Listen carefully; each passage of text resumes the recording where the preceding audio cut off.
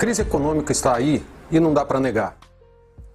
Todos estão percebendo, seja quando você vai no supermercado, na padaria, na farmácia, você repara nitidamente o desânimo das pessoas, os aumentos de preços. Certamente você conhece alguém que ou está passando por algum tipo de dificuldade, ou perdeu o emprego, ou reclama que a vida não está fácil. Eu encontro pessoas na rua que me perguntam: Paulo, o que está acontecendo com o nosso país? Essa crise é verdade mesmo? Infelizmente é. Essa é a realidade. Você não está vivendo um pesadelo, você está vivendo um mundo real. É para isso que nós estamos aqui hoje, para a gente entender o que é a crise econômica que passa o Brasil. Como que isso interfere na sua vida? Como que isso interfere na empresa que você tem ou que você trabalha? E principalmente, quais são as perspectivas para os próximos anos? Na primeira parte, nós vamos analisar o cenário econômico atual, os indicadores econômicos, entender como que eles funcionam e como que tudo isso impacta na nossa vida. Na segunda parte, nós vamos analisar as propostas do ajuste fiscal do governo. Também vamos perceber como que isso vai ou não resolver o problema da nossa crise econômica e como que isso vai impactar na sua vida.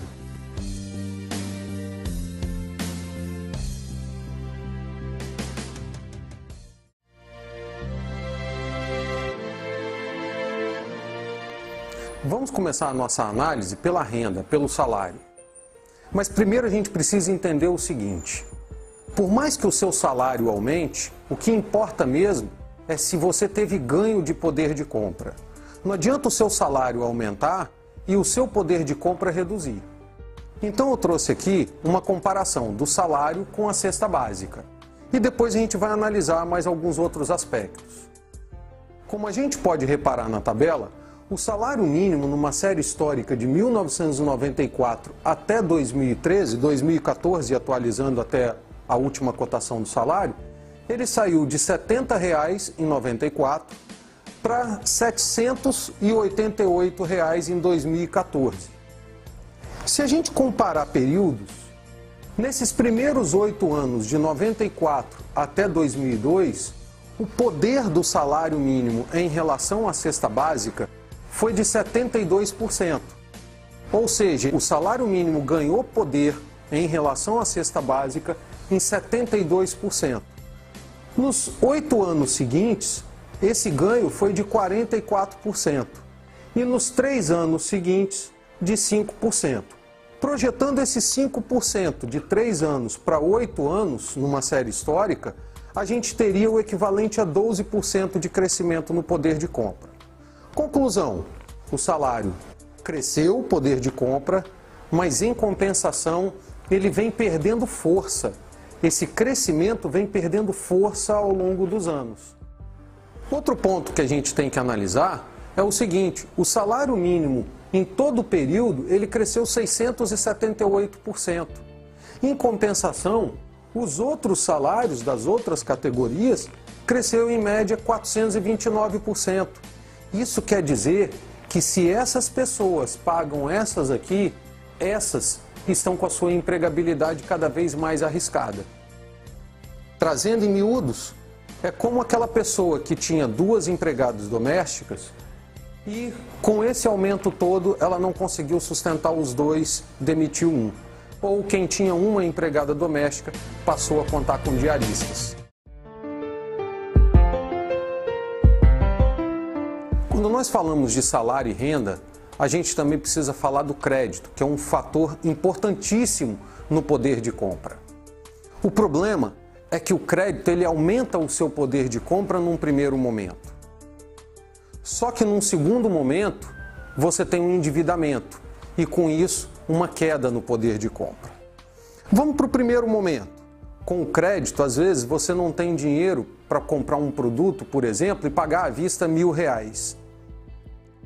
Com o crédito, ele te proporciona comprar um produto de R$1.000 parcelado, por exemplo, em 10 vezes de R$100.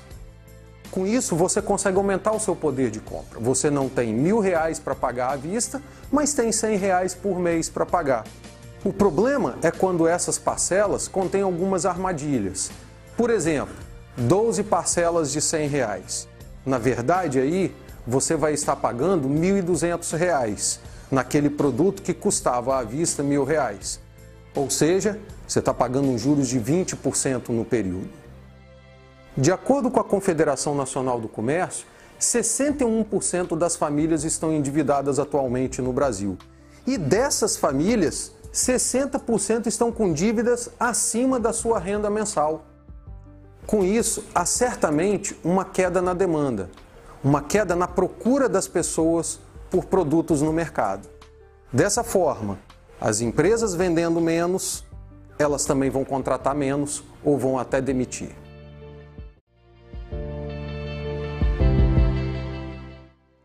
A inflação é um outro fator que interfere diretamente no poder de compra da população. A inflação é um aumento generalizado dos preços. Ou seja, os preços continuam reajustando mês a mês, enquanto que o seu salário reajusta apenas uma vez por ano. Com isso, a inflação ela provoca uma queda no seu poder de compra. Para a gente compreender a inflação, nós precisamos compreender os 3 tipos que nós temos de inflação no mercado. Primeiro, a inflação de demanda, que é uma demanda, ou seja, a procura, acima da oferta de mercadorias. Imagina que eu tenha 100 unidades de um produto para vender e existam 200 pessoas procurando esse produto. Eu aumento um pouco o meu ganho com esse produto, ou seja, o preço desse produto, e alcanço aquelas 100 pessoas. Consigo melhorar o meu lucro, mas em compensação provoquei uma inflação no mercado. O segundo tipo é uma inflação de custos, que, como o próprio nome diz, é um aumento de custos de produção e de distribuição de mercadorias. Ou seja, um aumento de salários, que vai ter que ser repassado para os preços, um aumento de combustíveis. Nossa economia, nossa estrutura no país precisa muito do transporte rodoviário. Qualquer aumento de combustível vai impactar diretamente em todas as mercadorias. E terceiro, a inflação estrutural, que não tem a ver com a infraestrutura do país, ou seja, portos, aeroportos, estradas, nada disso. A inflação estrutural ela tem a ver com a estrutura de negócios do país, ou seja, com o nível de concorrência existente. Se tem pouca concorrência, os empresários podem combinar preços, formar cartéis. Agora, se tem muita concorrência, isso é difícil de acontecer. E com muita concorrência, eles vão ter que brigar por preços, brigar pelos clientes, fazendo com que os preços se estabilizem ou até mesmo que eles venham a cair em alguns momentos. Compreendeu os 3 tipos de inflação? Inflação de demanda, inflação de custos e inflação estrutural. Isso vai ser fundamental para a gente compreender o que aconteceu com o nosso país nessa série histórica. Repara bem que a nossa inflação era bem baixa. Chegando lá mais ou menos em 1978 para 79, a gente já repara um leve aumento dessa inflação. Em 84, essa nossa inflação chega a bater em torno de 500% mais ou menos ao ano. E com a redemocratização, ela chega a 1.600% no governo Sarney. Entra Collor no poder e com o impeachment de Collor a gente chega a bater 2.700% ao ano. É claro que 2.700% é uma inflação projetada. O que é isso? É uma inflação mensal jogada para 12 meses. Repara bem que entra aqui o Plano Real e o Plano Real consegue reduzir a nossa inflação de 2.700% ao ano para em torno de 12% em média ao ano. E com isso a gente tem uma estabilização da nossa economia, chegando até os dias de hoje em torno de 9,5%. Ano passado em torno de 6,5%, esse ano 9,5%, e a gente já começa a sentir esses aumentos de preços, queda na demanda no mercado. Nós precisamos compreender a inflação dentro do seu contexto histórico. O contexto da nossa inflação aqui era um, o contexto da nossa inflação aqui é outro. E vamos entender cada um desses aqui, analisando como que se deu o Plano Real.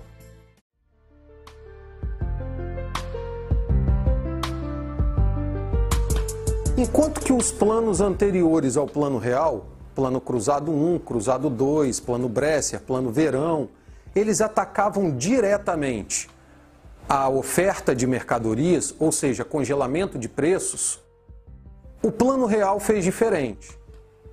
Imagina você congelar preços num país do tamanho do Brasil. Muito difícil, né? Fiscalizar todos os estabelecimentos comerciais. O Plano Real ele foi pelo lado inverso. Ele foi pela demanda. O Plano Real ele não teve uma medida. Ele teve medidas para cada tipo de inflação que nós tínhamos no mercado. Ele atacou a inflação de demanda pela demanda. Ou seja, ao invés de congelar os preços das mercadorias, ele congelou os salários, os rendimentos. Salários só poderiam ser reajustados uma vez por ano. Assim, se o empresário quisesse aumentar preço, ele não iria conseguir vender. Aluguéis. Os aluguéis e outros contratos de serviço precisavam ser registrados, como precisam até hoje, serem registrados em cartório. O governo estipulou, então, que qualquer cláusula de reajuste de contrato inferior a 12 meses não seria válida. Com isso, ele congelou a renda. E congelou também a sua própria renda. Congelou os impostos, taxas e contribuições. Sempre pelo prazo de 12 meses. E a cada 12 meses, tudo isso deveria ser renegociado. O Plano Real também combateu a inflação de custos. Ou seja, congelou também por 12 meses as tarifas de energia, água, impostos. Pela primeira vez, um governo no Brasil considerou a inflação estrutural. Como eu falei para vocês, a inflação estrutural ela se dá pela baixa concorrência no mercado. Nós tínhamos, em 1990 aproximadamente, poucas marcas competindo no mercado, poucos produtos, tipos, variedades de produtos na prateleira. Isso favorecia o aumento de preços, a formação de cartéis, o que prejudicava em muito a nossa economia. Como que o governo combateu a inflação estrutural? Com a abertura econômica. Mais produtos importados começaram a vir para o Brasil e muitos vindo da China com preço muito barato, limitando o aumento de preço dos produtos nacionais. Repararam o que foi o mecanismo do Plano Real? Ele combateu a inflação de demanda, a inflação de custos e a inflação estrutural. Por isso que deu esse impacto tão grande na nossa vida, fazendo com que a gente conseguisse ganhar poder de compra e comprasse, tivesse mais acessos a outros produtos que antes não chegavam aqui ou chegavam 5, 10 anos depois de lançados no mercado. Nós começamos a fazer parte da globalização econômica.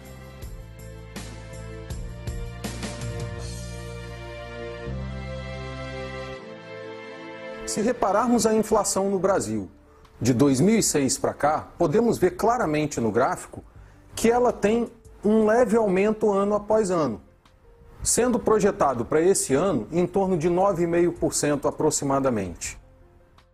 Dá para perceber que isso já era anunciado. Alguns fatores colaboraram para esse aumento da inflação. O aumento de impostos ao longo dos anos, que foram repassados para os preços.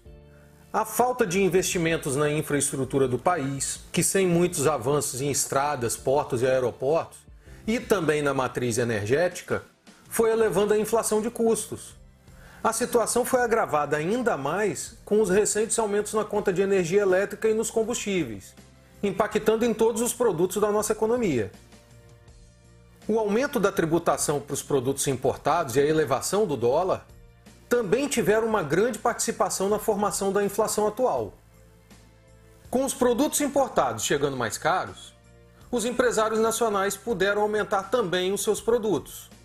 Eis aí uma inflação estrutural. Dá para notar que, por um lado, o governo facilitava o consumo, com seus altos gastos, assistencialismo e crédito fácil. E, por outro, ele apertava a oferta. Aumento de tributos, de burocracia, falta de investimento na infraestrutura, maior dificuldade nas importações, gerando assim um desequilíbrio entre a oferta e a procura, resultando, é claro, numa inflação de demanda. Traduzido em miúdos, Hoje nós temos os 3 tipos de inflação: a de demanda, a de custos e a estrutural. Precisamos de um outro plano real.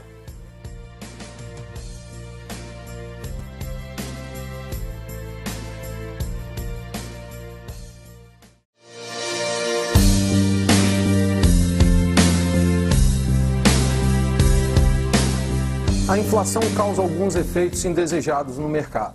O primeiro deles é o efeito substituição, onde começamos a substituir alguns tipos de produtos por outros mais baratos. Outro efeito é a redução do poder aquisitivo, que impacta mais em quem tem renda fixa. A inflação provoca também uma dificuldade de planejamento.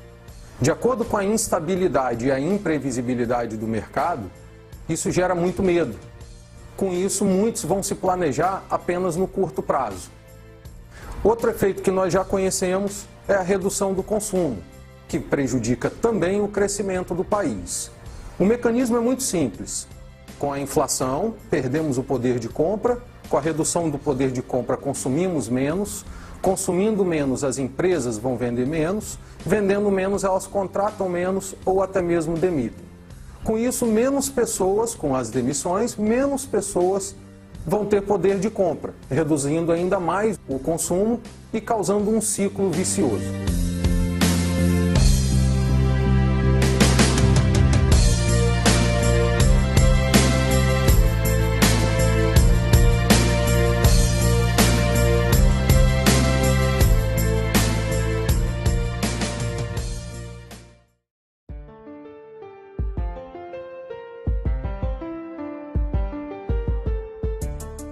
De tempos em tempos, assistimos no noticiário o governo aumentando ou reduzindo a taxa de juros. Mas o que isso tem a ver com a nossa vida? Por que o governo aumenta ou reduz a taxa de juros? Funciona assim. A redução da taxa de juros facilita o crédito, aumentando o consumo e os investimentos em bens de capital, máquinas, equipamentos, tudo que pode ser usado na produção, fazendo também com que a economia venha a prosperar, a crescer. O aumento na taxa de juros é o contrário, encarece o crédito. E encarecendo o crédito, ou seja, o cheque especial, os empréstimos, os financiamentos, há uma redução no consumo. E se há essa redução no consumo, desestimula o aumento de preços, combatendo aí a inflação. Mas combate que tipo de inflação? A inflação de demanda. No caso, o aumento da taxa de juros pode ser, por outro lado, um fator que venha a aumentar os custos das dívidas das empresas. E, inclusive, é um fator que aumenta o custo da dívida do governo, gerando mais adiante uma inflação de custos. O aumento da taxa de juros provoca 3 questões básicas. A primeira, ela reduz a inflação, porque encarecendo o crédito as pessoas vão comprar menos e aí vendendo menos as empresas não vão repassar aumentos de preços. Mas ela reduz também os investimentos das empresas porque ficam caros. E atrai capital estrangeiro, ou seja, com o aumento das nossas taxas de juros, um investidor estrangeiro percebe que aqui há um incentivo maior para ele investir.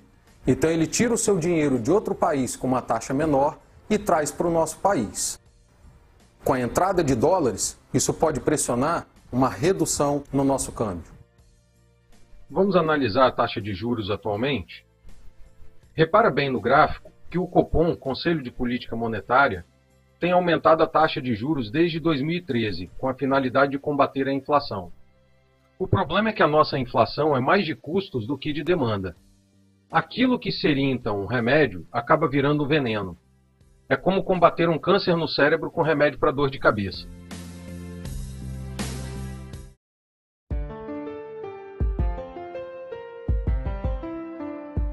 Em relação à balança comercial brasileira, 2000 foi um divisor de águas, onde começamos a ter um superávit na balança comercial. Mas o que é um superávit? É quando as exportações são maiores do que as importações. Está aí entrando mais dinheiro por causa das exportações do que saindo dinheiro por causa dos pagamentos das importações. No entanto, 2013 e 2014, a situação da balança comercial mudou. A nossa balança comercial iniciou um processo deficitário, com queda nas exportações e nas importações. Podemos notar que as exportações tiveram quedas de 7% em 2014 e as importações menos 4,5%. Outra coisa que a gente pode observar claramente no gráfico, depois de 2000, quando nós tivemos um superávit na balança comercial brasileira, é que em 2013 para 2014, nós começamos um processo de déficit na balança comercial. Entendendo bem isso, funciona da seguinte forma. Quando há um déficit, nós estamos pagando mais do que recebendo do que a gente exporta. Esses pagamentos fazem com que a nossa reserva de dólares comece a se diminuir dentro do nosso país. Com isso, menos dólares no país, há uma pressão para aumento do custo do dólar. Analisando os benefícios, podemos perceber que um aumento das importações combate a inflação, lembrando uma inflação estrutural. E melhora também a tecnologia interna, afinal de contas nós vamos ter contato com novos produtos, novos equipamentos. Um aumento das exportações, ele provoca, além da internacionalização da nossa economia, o que quer dizer isso? Os nossos produtos vão estar competindo com produtos estrangeiros. E nessa competição, a gente vai precisar melhorar mais para poder ter alta competitividade. Além disso, com a internacionalização, as empresas diversificam os seus mercados, reduzindo o risco do negócio. As importações combatem a inflação. Mas com o aumento do dólar, os produtos importados acabam chegando aqui mais caros e encarece também outros produtos. Por exemplo, o aumento do dólar encarece a importação de trigo, que é a base do pão de sal. Então o pão de sal também vai ter o seu preço aumentado, por uma inflação de custos, afinal aumentou o custo de produção. Há um encarecimento também de máquinas, equipamentos que são importados. A instabilidade política e econômica é outro fator que impacta diretamente no dólar.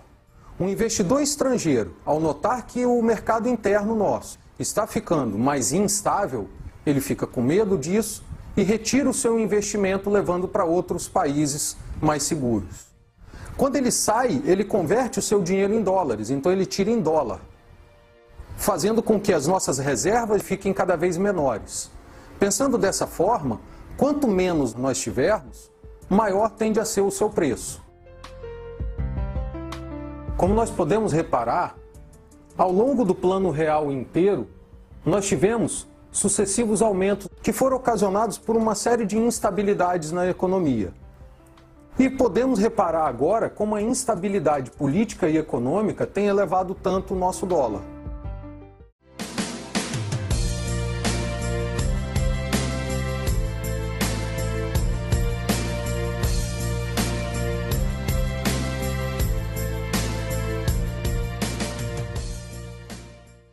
Analisando o gráfico do PIB brasileiro, nós podemos notar que teve uma redução sistemática desde 2010. E fazendo uma projeção, poderíamos saber que 2015 seria negativo. Já em 2014, o nosso PIB foi de apenas 0,1%. A projeção para esse ano de 2015 está em menos 3%. E 2016, muitos analistas projetam entre 1 e 1,5 negativos. Mas não tem nada no mercado que indique esses percentuais para o ano que vem, que indique essa redução da negatividade do nosso PIB. Vamos entender melhor o que compõe o PIB. O PIB é composto pelo consumo das famílias, pelo investimento das empresas, pelos gastos do governo e pelo saldo da balança comercial. Analisando cada um desses 4 fatores, podemos perceber que o consumo das famílias está caindo, o investimento das empresas também reduzindo e o gasto governamental, por causa do déficit primário, também reduzindo. Sobrou o saldo da balança comercial. As exportações tendem a ficar maiores por causa do dólar mais caro.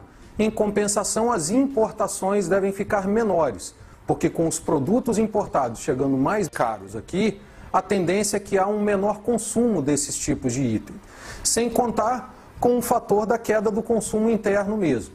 Então, o saldo da balança comercial é o único fator que pode ficar positivo na nossa composição do PIB.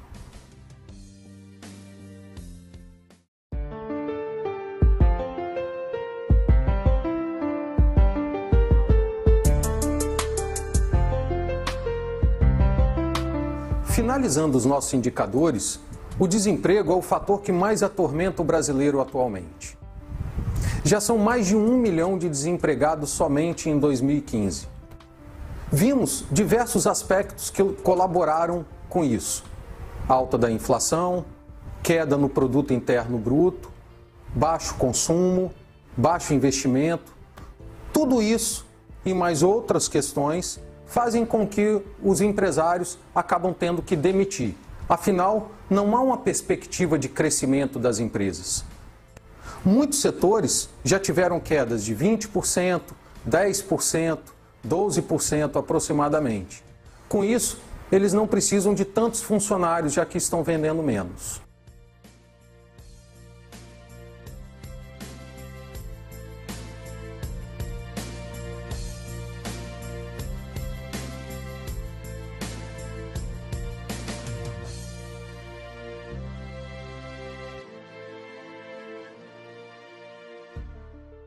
O desemprego passou de 4,7% para 7,9% em um ano. Segundo o IBGE, todos os 18 setores pesquisados registraram reduções no contingente de trabalhadores. Por exemplo, meios de transporte tiveram queda de 12,4%, máquinas e equipamentos menos 10,6%, aparelhos eletrônicos e de comunicações menos 14,7%. Produtos de metal, menos 10,6% também. Outras indústrias de transformação, menos 10,3%. E borracha e plástico, menos 8,4%.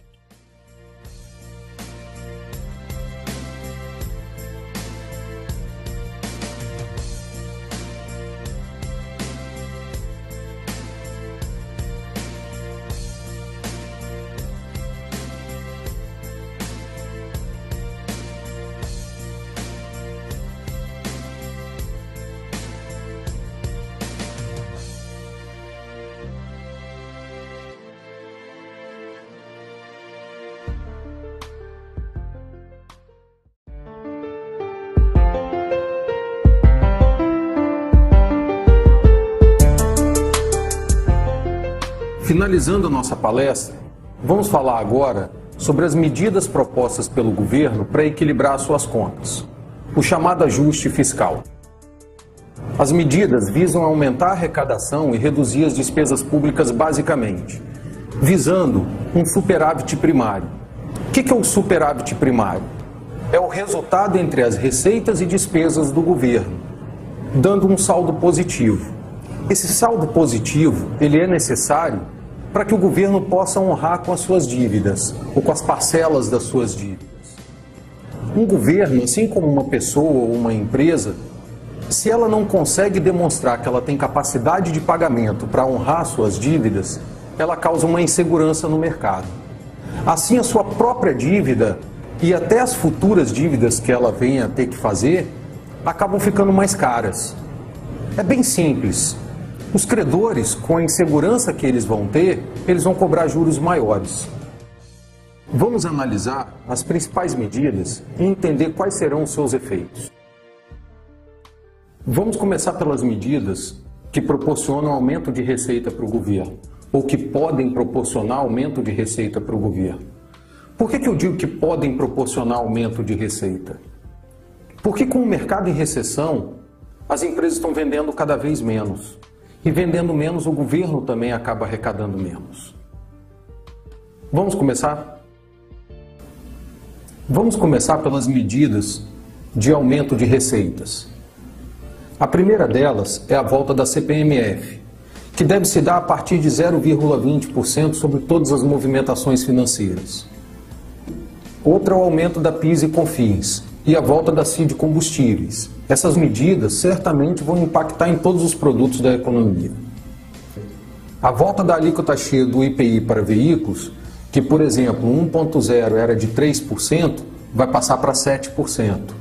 Os veículos entre 1.0 e 2.0, que eram 9%, vai para 11%. E os outros veículos, que era 10%, passa para 13%. Outra proposta é o aumento do IOF, que era de 1,5%, deve passar para 3% ao ano, sobre crédito da pessoa física em empréstimos de até 12 meses.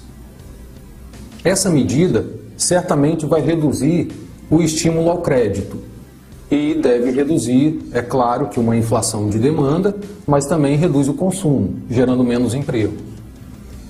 O aumento dos preços dos combustíveis e da energia, que deve vir mais aumentos por aí, e nós já vimos isso, que vai gerar uma inflação de custos, como já gerou muita inflação de custos para a nossa economia. A desoneração da folha de pagamento, que era entre 1% e 2% sobre a receita bruta, passará para 2,5% a 4,5%. E, em relação ao BNDES, o governo está propondo o aumento da TJLP, que é a taxa de juros de longo prazo, e redução da participação em financiamentos, que antes era de 90% e deve passar para 70%. Essas medidas causarão inflação de custos. Tem também a proposta de aumento da PIS/COFINS nas importações, que era de 9,25%, vai passar para 11,75%. Essa medida aí causará uma inflação estrutural. Notamos então que as propostas de aumento de receitas do governo, elas podem provocar ainda mais recessão ao mercado. Nenhuma das propostas visa um crescimento.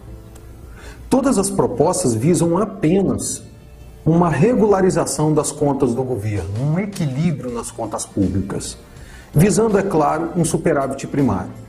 O superávit primário é importante a gente destacar que ele é necessário.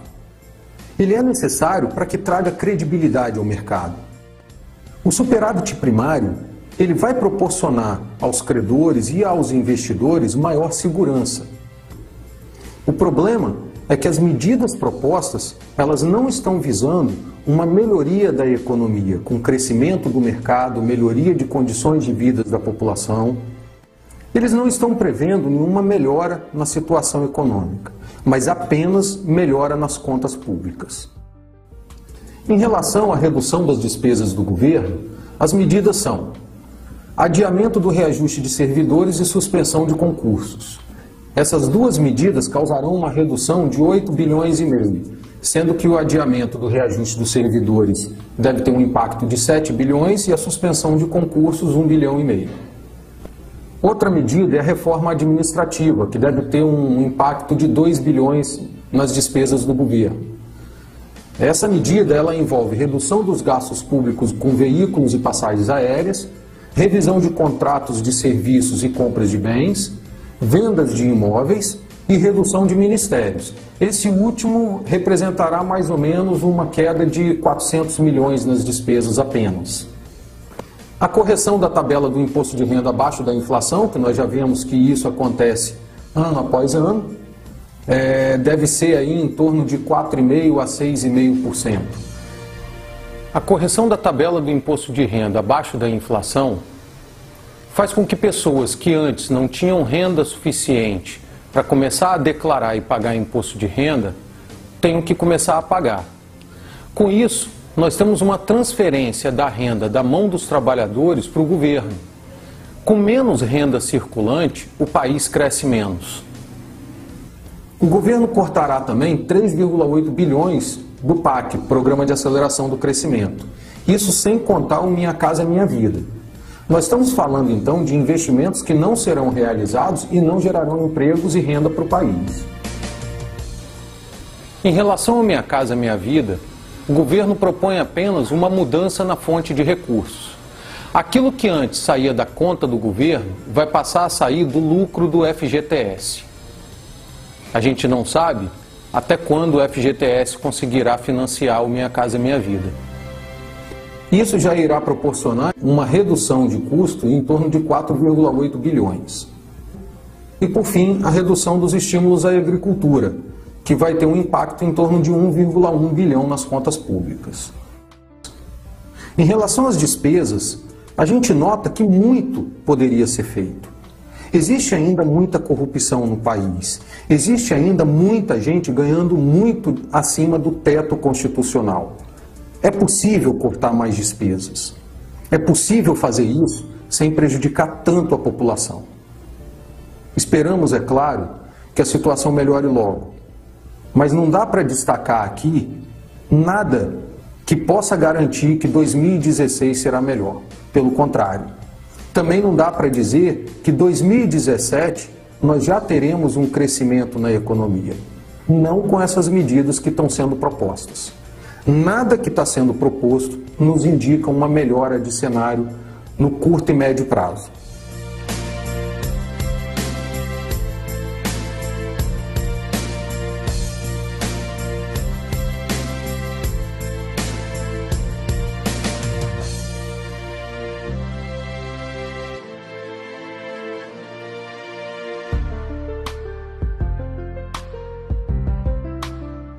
Embora o cenário não seja tão animador, espero que a palestra tenha sido esclarecedora para você. Nos vemos em uma outra oportunidade.